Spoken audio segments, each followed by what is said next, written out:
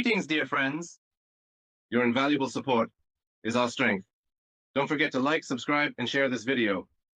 This greatly helps the growth of our channel. Leave your comments. Your feedback is very valuable to us. And now, to the most important and current world events. Let's go.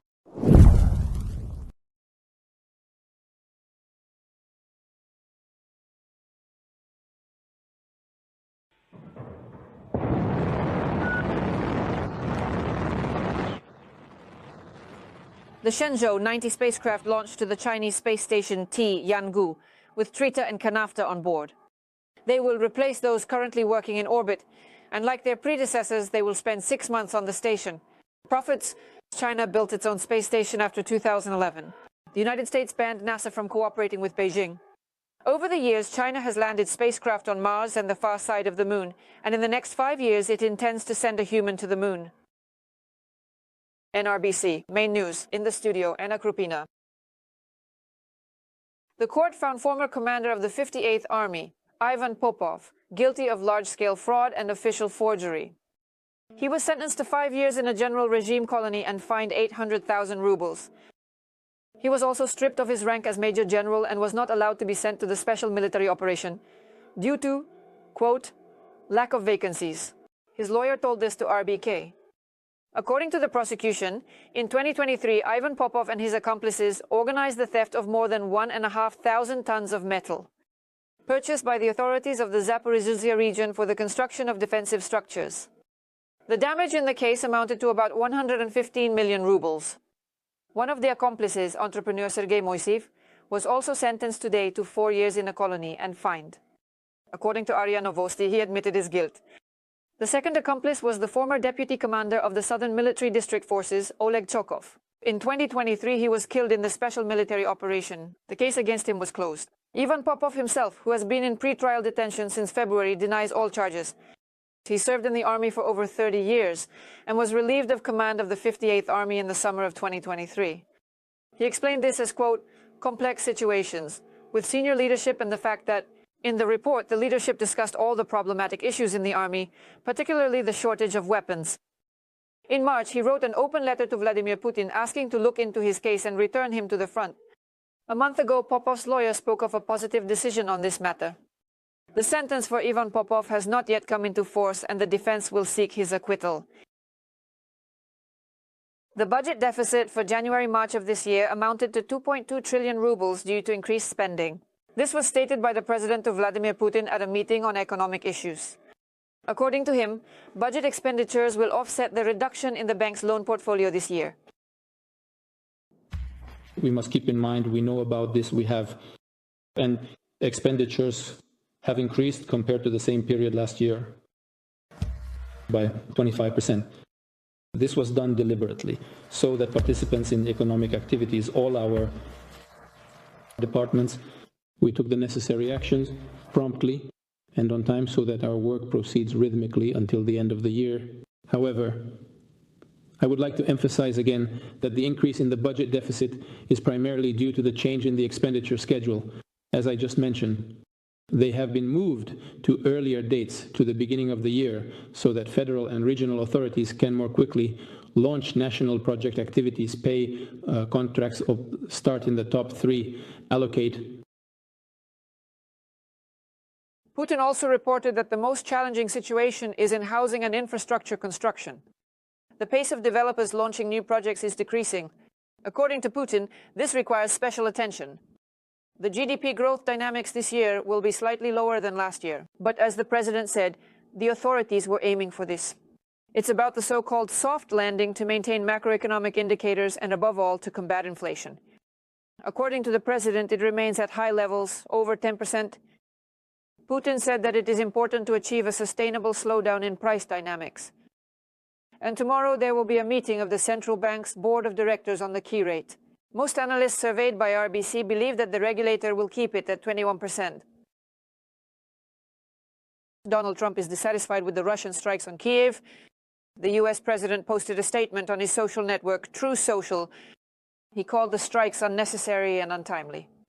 Vladimir, stop, Trump wrote and urged for a peace agreement.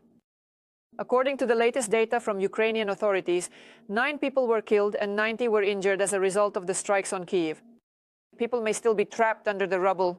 It is claimed that 4 more regions were attacked and there are also injured there. The Kremlin called the Ukrainian side's statement propaganda. The Ukrainian side continues its propaganda. Our military continues the special military operation. You know that there was a ceasefire, but it ended, it is concluded. This ceasefire was repeatedly violated by the Ukrainian side. Now our military continues to carry out their tasks, which have been assigned to them by the Supreme Commander. And within this framework, they are continue to deliver strikes on military and quasi-military targets. The Russian Ministry of Defense reported on nighttime strikes on military-industrial complex facilities in Ukraine. As stated by the department, the attack objectives were achieved and all targets were hit. The government will double the insurance payout limit for long-term deposits with savings certificates. The compensation for them will amount to 2,800,000 rubles. People should have the opportunity to invest their savings reliably and at the same time receive additional income. For this purpose, the government has developed and introduced a whole range of financial instructions.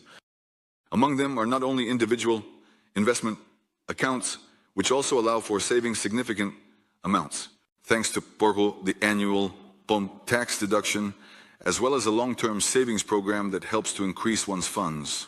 We expect that the proposed tool will interest those who are ready to invest and earn within their own country. The new approach to deposit insurance will come into effect after the corresponding law is passed. In the materials for the meeting of the Government Commission, it was stated that the amendments should be submitted to the State Duma by May 1st. In Germany, a stagnation in the economy is forecasted for this year. This was announced by the Acting Minister of Economy of Germany, Robert Habeck. Previously, a growth of 0.3% was expected. The main reason is that the trade policy of the USA, the threats of imposing and the imposition of tariffs affect the German economy, which is heavily export-oriented, because there is concern in the global markets. They cannot cope with the situation. We might be able to push economic growth in the right direction with special funds, but the next government will also have to work on it. Friedrich Merz once said that money alone cannot solve the problem in das, and he is right. As Habeck said, the GDP growth forecast has been lowered for next year by 0.1% to 1%. According to the politician, the government crisis when the ruling coalition collapsed also prevented the authorities from avoiding stagnation. On April 2nd, Trump imposed tariffs on imports from most countries, including Germany. He later announced the suspension of their enforcement. From April 9, the base rate of 10% applies to all countries except China. As the German newspaper Handelsblatt wrote last week, Trump's tariffs could cost the German economy 290 billion euros by 2028, which is 1.6% of GDP for the country per year. India is suspending the issuance of visas to Pakistani citizens and will annul previously issued documents starting April 27th. This was reported by the Indian Ministry of External Affairs. The decision was made following a terrorist attack in the Indian region of Jammu and Kashmir. Indian intelligence accused Pakistan of being involved in the terrorist attack, reports the Hindustan Times, citing sources. On April 22nd, armed men opened fire on a group of tourists. According to the police, 26 people were killed and 17 were injured. A group supporting Pakistan claimed responsibility for the attack. As a retaliatory measure, Pakistan closed its airspace to India and suspended all bilateral agreements, including trade. In Islamabad, they stated that New Delhi had not provided any evidence that Pakistan was responsible for the terrorist attack. The Security Council of that country, in turn, accused India sponsoring terrorism in Pakistan. 3 villages in Kamchatka were covered in ash due to a volcanic eruption. A heightened alert level was introduced there. Authorities advised residents to stay indoors.